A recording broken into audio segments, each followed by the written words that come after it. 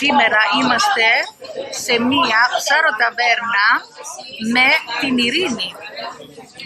Γεια σου. Γεια σου Ειρήνη, πες μας, τι τρώμε? Σήμερα τρώμε μια χωριάτικη σαλάτα. Έχουμε και φάβα. Και εδώ έχουμε τσατσίκι.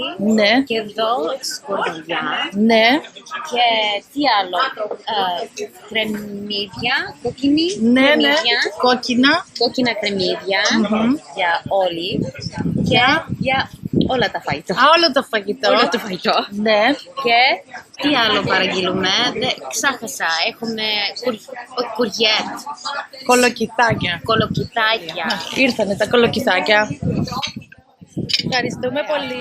Λοιπόν, για πες μας, τι έχει μέσα το τζατζίκι?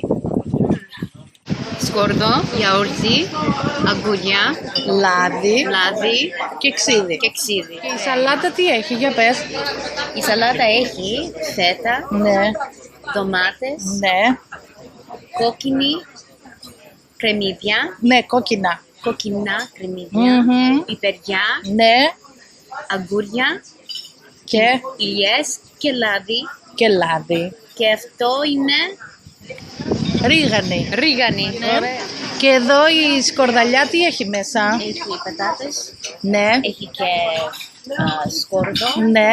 αλάτι Ναι. και ξύδι. Και λάδι. Και λάδι. Και ξύδι και λάδι. Και ξύδι και λάδι. Τέλεια. Σε ευχαριστούμε πολύ. Και τώρα θα πάμε. Καλή μας όρεξη και θα τα πούμε στο επόμενο βίντεο.